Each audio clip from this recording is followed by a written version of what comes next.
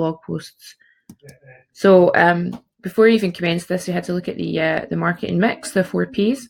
So the first P, product. The product that we're putting forward here is the construction, civils, security and grounds maintenance services that WCC can offer to the public tender market, which has a very particular tone of voice and a very particular way to go about it.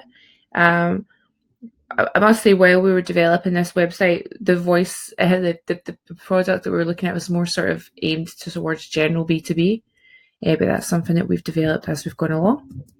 The place where the product's being promoted is largely via the website and social media. This is a little bit of a shift because it was previously word of mouth, which still makes up quite a large part of it. The price, in terms of the price, well, the services themselves, after carrying out a market sweep of the competitors in the B2B and B2G markets, it was sort of decided that WCC Group could position themselves price-wise as a specialist in the market, and by doing that they could command a slightly higher price in what is generally quite a price-sensitive market. And the promotion for this at the moment is being done on a website and via social media, but this will change further down the line. So to move on to the first area that I carried out beyond the website redevelopment, search engine optimization. And search engine optimization, as said by Moz.com, is the practice of increasing the quantity and quality of traffic to your website through organic search results. And the activities that I carried out here were keyword research, optimization of content, off-page SEO, and Google Trend data. So the keyword research was very much linked to Google Trend data, and that was me looking for keywords that we could use broadly across all the pages, but as well as specifically on each page as well. So because the pages are all quite diverse in the areas that they would be targeting, we do have some broad modifier keywords such as security construction and civils construction and that sort of thing. But in each page, we have other sort of page specific P2 and P3 keywords, so things like grounds maintenance or landscaping, that sort of thing. And then optimize the content utilizing those keywords, but also actually increasing the number of words on every page to make sure that it's over 300 words on every page, just so it's seen to be sort of weightier content by Google, and also to give an opportunity to increase the keyword density on each page as well. I'm also carried out off-page SEO. So what I did was ensure that the titles were optimized, as well as the meta descriptions, and also making sure that things like the page load time, mobile usability, that sort of thing was all up to scratch. And as part of my keyword research and in general, I also looked at Google Trend data. So you can see the Google Trend data for some of the existing keywords that we've been using for security construction, security fencing, ground maintenance, industrial landscaping, and civils construction. You can see that security fencing is a fair wee bit higher there at some stages, but actually, as time's gone on, grounds maintenance, security fencing, and security construction are very much sort of all tangled in together, with civils construction not far behind it. Interestingly, one of the keywords that we had been using, industrial landscaping, is just a flat green line across the bottom there, and consequently we don't use that anymore. So moving on from search engine optimization, is now looking at our social media output, and here the thought is always, as Jay Bear says, focus on how to be social and not on how to do social, which is a kind of common mistake, particularly in B2B situations, where the sort of that tone of voice and that connection is missed. And even McDonald's themselves say our head of social media is the customer. So it's I think it's quite important in social media that you always remember who your audience is and who your end user is. So to start with Facebook, this is an example of some of the Facebook posts that I was putting up generally, and these are standalone ones that weren't related to the blogs. So, for example, for Halloween, I created these graphics, and the tone of voice there is a very it's friendly, it's professional, but it's very much engaging with people. And as you can see, we published these with Sprout Social. So all of the social media posts have been scheduled with Sprout Social, just in order to schedule things in advance, but also to collate some of their analytics data as well. So as you can see, this one actually got 453 people reached with 22 engagements, which is not too bad.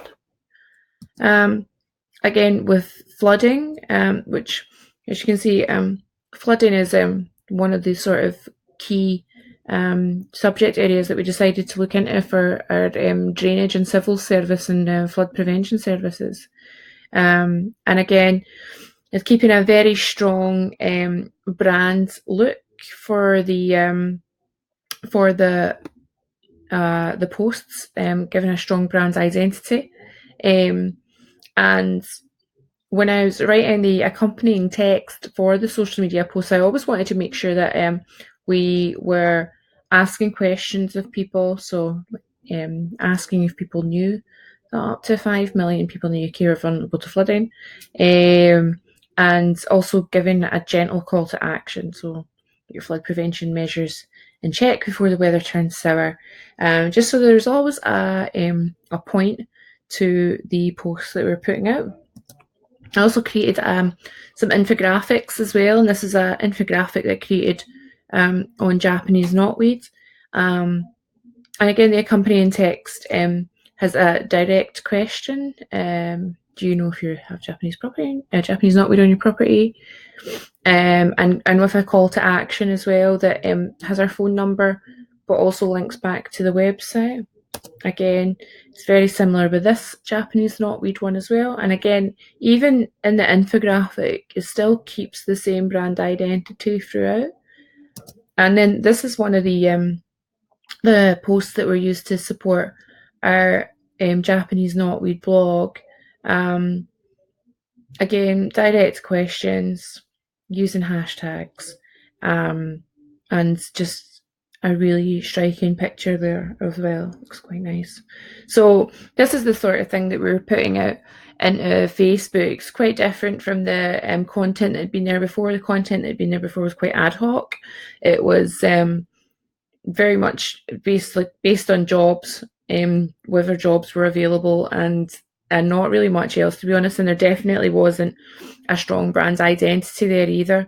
And I think you can see with these posts that there's definitely an element of brand identity, there's brand voice, and there's a way of communicating with customers, which gives you a sort of understanding of who the company is. So post reach, the Halloween post that we did, actually the highest post reach rate, 453, a post reach of 453 with 22 engagements, which wasn't too bad. And you can see our post reach goes up in spikes. Our social media doesn't have a very long shelf life in that respect, but I don't think that's to be expected. Well, I think that is to be expected on Facebook these days. And on Facebook, this is actually slightly out of date. We currently have 254 likes, and gaining about 50 likes over the past few weeks, just from sharing and spreading our content about. Inside Facebook's native analytics, we can see so it was actually 461 of our each for the Halloween post that we did there. Other notable posts are flooding posts, and some Japanese knotweed stuff as well. And yeah, they've got quite high engagement with them too. You can see that we had like kind of regular posting schedule as well, like posting 3 or 4 times a week, but also actually supplementing these posts sometimes with things like articles and that sort of thing, just to sort of get a regular posting schedule that people could come to expect. So moving on to Twitter, we kept a similar brand identity on Twitter as well, and a similar sort of means of presenting direct questions. But obviously, with Twitter being a more B2B focused platform, we did make it slightly more formal, if you like. And we also utilised hashtags, so utilising hashtags in everything that we put out. In this particular one, and for all flood prevention ones, we're doing hashtag floods, hashtag flood prevention, hashtag home improvement, hashtag wet weather. And we actually attended the Defence and Security Equipment International exhibition back in September, and ran quite a lot of content over that period as well. So this was a video of one of my colleagues using a parachute simulator, and it did pretty well. And we used the hashtags defence, security, DESI, and construction. Again, this is another video of my colleague Vinny, as a contracts manager, demonstrating the QEB system, and that actually did really well. That was the piece of content that did most well, I think, entirely actually. And because of utilising videos like this, we actually went over the course of DESI. We went from around about 30 followers on Twitter, it was pretty dire, up to 110 followers, and we're now on about 125. So we have had quite a sharp increase in followers on Twitter, which I'm quite happy about. But obviously, it's not sustainable, the growth that we got over the course of the DESI weekend. But anytime we have anything coming up that's sort of newsworthy, we do really try and capture that to generate more follows. So since DESI, back in September, we earned 33,000 impressions over that 80-day period. And as I had mentioned, the video with our contracts manager, Vinny, had over 4,000 impressions. But generally, we've done quite well, considering the low number of followers we have as well. And we seem to be pulling pretty decent engagement rates too. Just moving to Google Analytics, and on Google Analytics, you can see that we had a bit of a spike in September, around about the time of DESI, in terms of users, but it has dropped back down a wee bit. And I think that's actually because the focus of the website isn't necessarily right. We sort of have a very industrial, construction focused website, and we were erroneously targeting small B2B and individuals for customers, whereas actually we've now sort of redeveloped it to be more focused on B2G. So this is a work in progress. It's continually evolving and changing as we develop the strategy to go with it. But you can see here, we sort of have an almost even split between direct traffic and organic search. Interestingly, the bounce rate for organic search is much lower than it is for direct. It's almost 13% lower, suggesting that when people are searching for and finding our content, it's engaging them more than perhaps direct searchers who may only be looking for one particular page. So, as you can see here, from the kickoff of the website in June, we've had just shy of 1,700 page views and just over 1,500 unique page views, and with an average time on page of 3 minutes and 20 seconds. Bounce rate is a little bit high, and I'd be looking to bring that down. But as we'd seen previously, a lot of that bounce rate is coming from direct traffic. And also you can see in terms of users that 89.3% of our users are new users. I personally would like to see that decreased so that our returning visitors are increased, because just now it's 10.7%. And I think in order to do that, we just need to create a better funnel that people can actually sort of be retargeted to. So our plans for the future. The plans for the future, as I've kind of said throughout, a lot of things have been changing and developing, and because this is an actual company and it is a live project, things are going to change and develop, and it just so happens sort of during the course of this project that things have changed. So I've already implemented a new focus for the website, and that's in B2G content. And actually one of the things that I've done in doing that is like refocusing the content to be more attractive to procurement managers and that sort of thing, but also increasing the amount of content on the website as well. And we have been using LinkedIn for social media to this point, but very much like as an afterthought. But moving forward, we're going to be developing our LinkedIn presence and utilising this as our primary social media resource.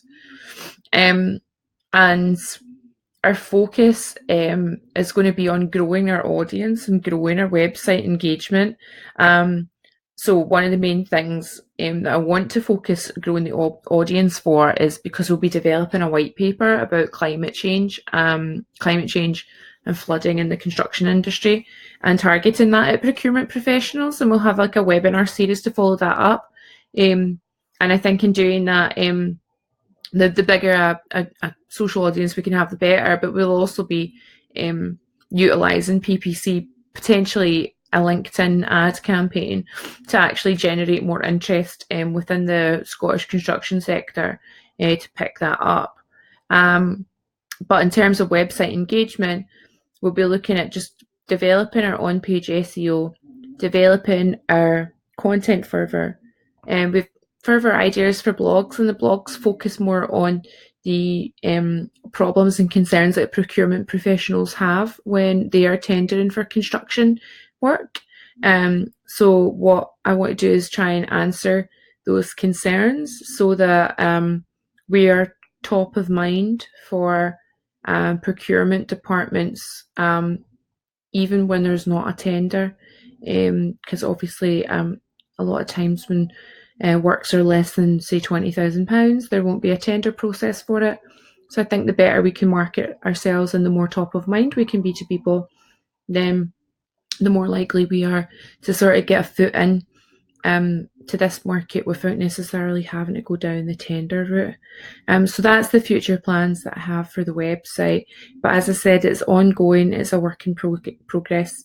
And this assessment is part of a much larger project, which will no doubt throw up more developments and divergences as we go on. So just thanks very much for watching my presentation. Bye.